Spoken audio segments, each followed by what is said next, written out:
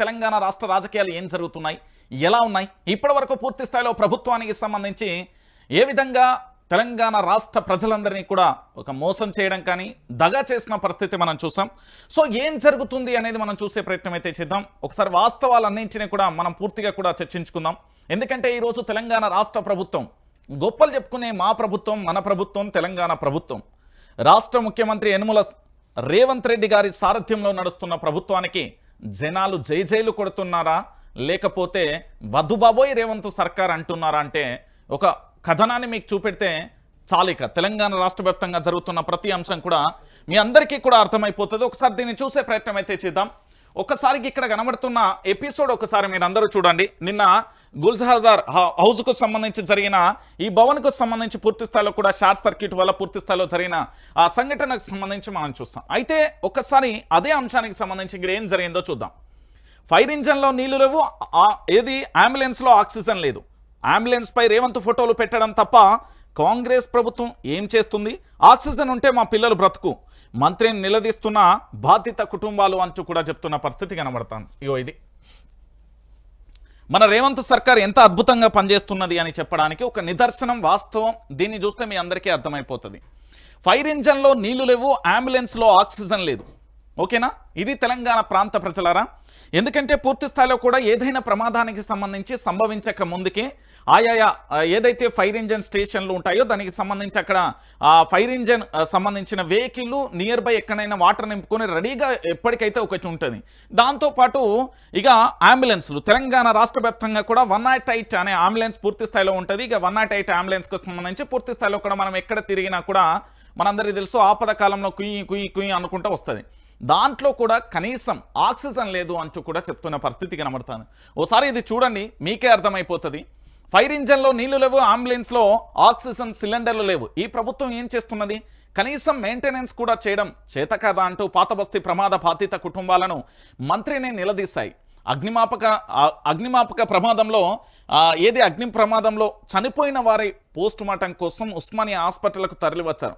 అయితే బాధిత కుటుంబాలను పరామర్శించేందుకు వెళ్లిన మంత్రి Ponnam Prabhakar, GHMC mayor Vijayalakshmi, MP Anil Kumar యాదవ్ను బాధిత కుటుంబాలు అడ్డుకున్నాయి. అంబులెన్స్లో కనీస వసతి ఉండాల్సిన ఆక్సిజన్ లేదని, సమయానికి అందుబాటులో ఆక్సిజన్ ఉండి ఉంటే తమ బిడ్డల ప్రాణాలు బయటపడేదని కన్నీళ్లు పెట్టుకున్నారు. తమ పిల్లల ప్రాణాలు పోవడానికి ఒకంత ప్రభుత్వం నిర్వహించే కారణమంటూ నిరసన తెలిపారు. ప్రమాదం జరిగినప్పుడు సంఘటనా స్థలానికి ఫైర్ ఇంజన్ వచ్చింది, కానీ పూర్తి స్థాయిలో కూడా నీళ్లు లేవు అంటూ కూడా చెప్పిన పరిస్థితి కనబడుతుంది. మరి దీనికి మనం ఏం సమాధానం చెప్తాం? మా ప్రభుత్వం చాలా అద్భుతంగా పనిచేస్తుంది, మా ప్రభుత్వం ప్రకటనల ప్రభుత్వం, మా ప్రభుత్వం ప్రచార ప్రభుత్వం, మా ప్రభుత్వం ప్రజాస్వామ్యను వృధా చేసే ప్రభుత్వం. ఈ విధంగా చెప్పుకుంటే బాగుంటుందేమో. ఎందుకంటే ఈరోజు పిల్లల ప్రాణాలు పోయినాయి. సరే, అది అన్ఎక్స్పెక్టెడ్గా జరిగింది. ఆ ప్రమాదం చాలా బాధాకరమైన విషయం. అది అందరం కూడా వాళ్ళకు ఏంది అంటే సానుభూతి ప్రకటిద్దాం. కానీ ప్రభుత్వానికి సంబంధించి నేను పదే చాలా సందర్భాలలో కూడా మీరందరూ చూసే ఉంటారు. దాదాపుగా ఇక్కడ ఒక 36,000 వీడియోలు ఉంటాయి.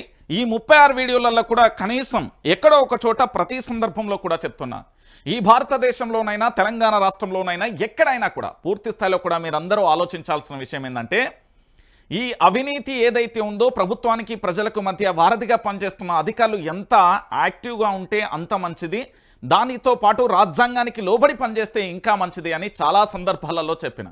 కానీ ఈరోజు మన అధికారుల యొక్క నిర్లక్ష్యమనే చెప్తాను నేను. ఎందుకంటే బాహాటంగా స్టేట్మెంట్ ఇవ్వచ్చు అంటే ఇవ్వచ్చు, దాంట్లో ఎలాంటి డౌటు లేదు. ప్రభుత్వానికి సంబంధించి వాళ్ళకు కనీస అంటే దానికి సంబంధించిన ఏదైతే అంబులెన్స్కు సంబంధించిన ఎక్విప్మెంట్ ఉందో దానికి సంబంధించి మనం చూసాం కదా. సో దాని విషయంలో పూర్తి స్థాయిలో కూడా మరి ఏం జరుగుతుంది అంటే ఏం సమాధానం చెప్పలేకపోతున్నారు కదా. మరి ఫైర్ ఇంజన్లో నీళ్లు లేవు, అంబులెన్స్లో ఆక్సిజన్ లేదు అని ఇక్కడ పూర్తి స్థాయిలో పొన్నం ప్రభాకర్ కానీ, అనిల్ కుమార్ యాదవ్ కానీ, దాంతోపాటు జిహెచ్ఎంసీ మేయర్ సంబంధించి వీళ్ళందరి మీద కూడా అక్కడ ఏదైతే వాసులు ఉన్నారో పాత బస్తీ వాసులు పూర్తి స్థాయిలో ఆగ్రహ జ్వాలను వెలగక్కారు. ఎందుకు? ప్రభుత్వం చేసిన నిర్లక్ష్యం, ప్రభుత్వం చేసిన తప్పిదం కాబట్టి పూర్తి స్థాయిలో వాళ్ళు చాలా బాధతోని వాళ్ళ యొక్క కడుపు కోతపై ఏం తెలుస్తుంది. సరే ప్రమాదం జరిగింది, ప్రమాదానికి సంబంధించి ఇక్కడ మనందరం కూడా చూసాం. సరే 17 మంది ప్రమాదంలో మృతి చెందిలు. మృతులలో ఏది అంటే 8 మంది చిన్నారులు ఉన్నారు. దట్టమైన పొగ కమ్ముకొని ఎక్కడి వారు అక్కడ మృత్యువాత. సెలవులలో సంతోషంగా గడుపుతామనేసి శాశ్వత సెలవులు. షార్ట్ సర్క్యూట్తో ప్రమాదం జరిగినప్పుడు అనుమానాలు, సహాయక చర్యలు ఆలస్యం కావడంపై తీవ్ర విమర్శలు. ఘటనపై దిగ్భ్రాంతి వ్యక్తం చేసిన ప్రధాని నరేంద్ర మోడీ, సీఎం రేవంత్ రెడ్డి, మాజీ సీఎం కేసీఆర్, రాహుల్ గాంధీ. మృతుల కుటుంబాలకు 5 లక్షల చొప్పున ఎక్స్గ్రేషియా, కేంద్రం నుంచి 2 లక్షల పరిహారం ప్రకటించిన మోదీ. ఒకసారి ఈ భవన్కు సంబంధించి మీరందరూ కూడా చూడండి. ప్రజల ప్రాణాలు పోతుంటే మా ముఖ్యమంత్రి ఎక్కడండి? ప్రమాద స్థలానికి వెళ్ళని సీఎం రేవంత్ రెడ్డి రోజంతా ఇంట్లోనే సీఎం, భేటీలు లేవు. 17 మంది చనిపోయినా కూడా స్పందనకరం. ఇక పూర్తి స్థాయిలో కూడా ఎస్ఎల్బీసీ ప్రమాదంలోనూ ఇదే వైఖరి. ముఖ్యమంత్రి తీరుపై కూడా సర్వత్రా విమర్శలు. ఇక మంత్రి పొమ్మనంకైతే నిరసన. పూర్తి స్థాయిలో కూడా ఈ ప్రమాదం జరిగిన సంఘటన చూస్తున్నాం. ప్రమాదానికి సంబంధించి జరిగిన భవన్ నుంచి ఇక్కడ మృతదేహాలను కూడా తీస్తున్న పరిస్థితి కనబడుతుంది. అంటే తెలంగాణలో ఎలాంటి పరిపాలన జరుగుతుంది, ఎంత అద్భుతమైన పరిపాలన జరుగుతుంది అని చెప్పడానికి ఇదొక నిదర్శనం. ఓకేనా, మీ అందరికీ కూడా అర్థమైపోయే ఉంటుంది. పూర్తి స్థాయిలో కూడా యావత్తు తెలంగాణ సమాజానికి కూడా అర్థం అయ్యే ఉంటుంది. ఎందుకంటే మనందరం కూడా ఆలోచించాల్సిన విషయం ఏంటంటే ఇక్కడ పూర్తిగా కూడా మీరందరూ కూడా దయచేసి నేను ఏమంటున్నానంటే తెలంగాణ ప్రాంత ప్రజలారా, నిజంగా చాలామంది నా ఫోన్కు నిన్న కొంతమంది ఏది మెసేజ్లు పెట్టి చిల్లర కాల్స్ చేస్తున్నాను.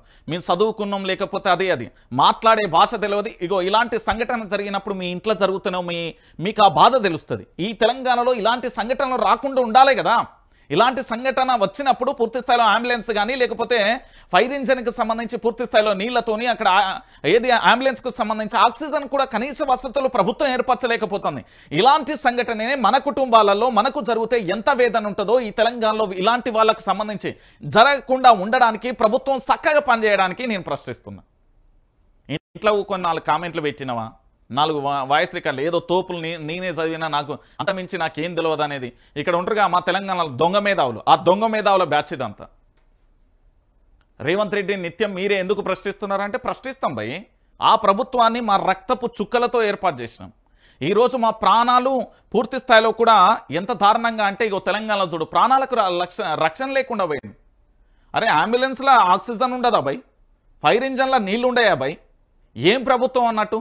అంటే ఇక్కడ ముఖ్యమంత్రి ప్రభుత్వ పరిపాలన విషయంలో అసమర్థంగా జరుగుతుంది. అది పరిపాలన ఉన్నదా అంటే లేనట్టే కనబడుతుంది. ఇక్కడ పూర్తి స్థాయిలో కూడా అధికారులకు సంబంధించి కూడా ఎంత యాక్టివ్ అంటే అధికారులు ఎంత అద్భుతంగా పనిచేస్తున్నారు అంటే ఇది నిదర్శనం మా రేవంత్ సర్కార్కు సంబంధించి. అరే భయ్ ఇక్కడ వాస్తవాలు మనందరం కూడా ఆలోచించుకోవాలి. ఈ తెలంగాణ రాష్ట్ర రాజకీయాలలో జరుగుతున్న ఈ చాలా బాధాకరమైన విషయం. 17 మంది ప్రాణాలు కోల్పోయారు కదా, వాళ్ళని చూస్తే ఏది అక్కడ 8 మంది చిన్నపిల్లలు ఉన్నారండి. అదంతా మనం చూసాం. దాంతోపాటు ఇక్కడ వీళ్ళ ఆగ్రహ జ్వాలను ఎందుకు వెలగక్తారు? అది కడుపుకోత. సమ్మర్ సెలవులు హ్యాపీగా గడుపుదామని వచ్చారు, కానీ కానరాని లోకాలో పోతారని ఎవరు ఊహించలే కదా.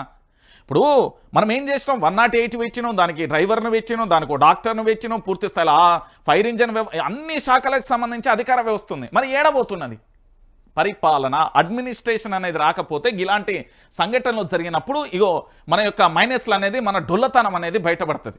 ఈరోజు తెలంగాణ రాష్ట్ర వ్యాప్తంగా పూర్తి స్థాయిలో ఇక్కడ ఒక కానే కాదండి, చాలా చోట్ల కూడా ప్రభుత్వం చేస్తున్న తప్పుదాలను మనం అంతా కూడా చూస్తున్నాం. సో పూర్తిగా కూడా మీరు అందరూ కూడా దయచేసి ఆలోచించాల్సిన విషయం ఏంటంటే ఈ తెలంగాణలో ఇప్పటి వరకు జరిగిన చాలా దారుణమైన సంఘటన ఇది. మీరు అనుకుంటున్నారేమో కానీ 17 మంది మృతి అంటే ఏమనుకుంటున్నారు? రాష్ట్ర ముఖ్యమంత్రి అక్కడ ఉండాలి, రాష్ట్రానికి సంబంధించిన సీఎస్ అక్కడ ఉండాలి, మంత్రులందరూ అక్కడే ఉండాలి. తెలుసా మీకు ఇది?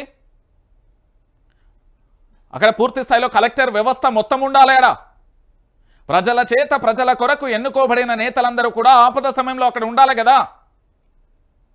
మరి ఏమైపోయింది? ఇప్పుడు ఏం మాట్లాడుకుందాం మనం? ఒకసారి మనందరం కూడా ఆలోచించాలి దయచేసి. నేను ఈ తెలంగాణలో ఉన్న ప్రతి పౌరుణ్ణి అడుగుతున్నా, ఈ సంఘటనకు బాధ్యత ప్రభుత్వం వహించాల్సింది లేదా? ఎందుకంటే పూర్తి స్థాయిలో కూడా దారుణమైన పరిస్థితి ఏంటి అంటే అంబులెన్స్లో ఆక్సిజన్ ఉండదా అండి? ఫైర్ ఇంజన్లో నీళ్ళు ఉండయా అండి? ఎంత ఘోరం, ఎంత బాధాకరమైన విషయం ఇది. దీన్ని చూస్తే ఇలాంటి సంఘటనలు వీళ్ళు నిన్న ఆగ్రహం వ్యక్తం చేసిళ్ళు. నేనేమంటున్నానంటే రాష్ట్ర ముఖ్యమంత్రికి సంబంధించి నేను మళ్ళీ చెప్తున్నా, మా రాష్ట్ర ముఖ్యమంత్రి యనుమల రేవంత్ రెడ్డి గారు ఇలాంటి సంఘటన జరిగినప్పుడు వెళ్లకుండా ఎందుకు ఇంట్లో కూర్చుంటున్నారు? రాష్ట్రానికి సంబంధించిన అధికార యంత్రాంగం కూడా అక్కడ ఉండాలి కదా. అంటే పలు శాఖలలో డొల్లతనం ఎంత దారుణంగా ఉంది అనేది కూడా మీరు ఆలోచించాలి. ఎమర్జెన్సీ సర్వీసులలో కూడా లోపాలు ఉన్నాయి అనేది ఇంత స్పష్టంగా బయటపడ్డది. నేను అందుకే చాలా సందర్భాలలో చెప్పిన, రైతుల గురించి సమీక్ష లేదు, వైద్యం గురించి సమీక్ష లేదు, పోలీసు వ్యవస్థ గురించి సమీక్ష లేదు. పోలీసుల మీద నిఘా పెట్టాలి. అక్రమ కోర్టులో అక్రమ ఆదాయాన్ని సంపాదిస్తున్నారు.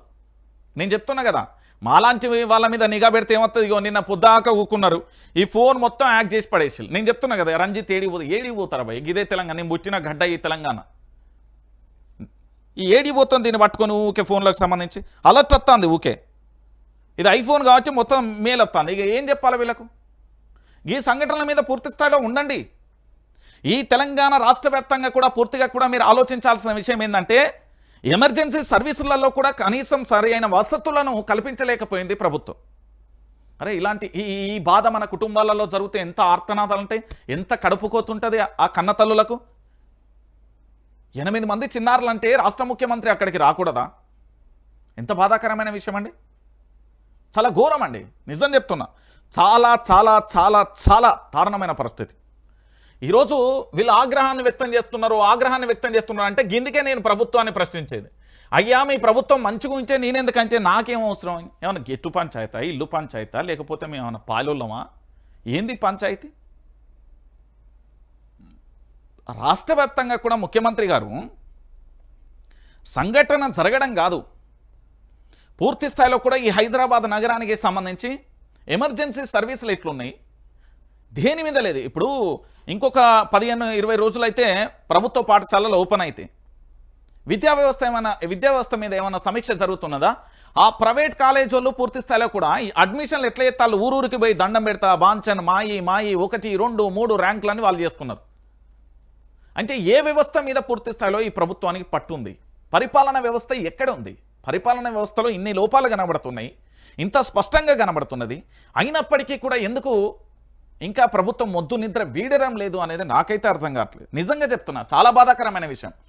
ఎందుకంటే వీళ్ళ కన్నీళ్ళ ఆర్తనాదాలు దేనికోసం? ఆక్సిజన్ ఉంటే బతికేటోళ్ళే, నీళ్లున్నా బతికేటోళ్ళే. మొత్తానికి ఈ సంఘటన జరిగిన తర్వాత పూర్తి స్థాయిలో అక్కడికి చేరుకుంటారా అంటే అది కూడా లేని పరిస్థితి కనబడింది. ఇక ఇంతకంటే మనం ఏం చెప్తాం? ఇంతకంటే దారుణమైన విషయం కదా. ఇంతకంటే దారుణమైన పరిస్థితి ఇంకేముంటుందండి తెలంగాణ ప్రాంత ప్రజలారా? ఇగో కేసీఆర్ ఏమన్నాడు? ప్రభుత్వ అలసత్వానికి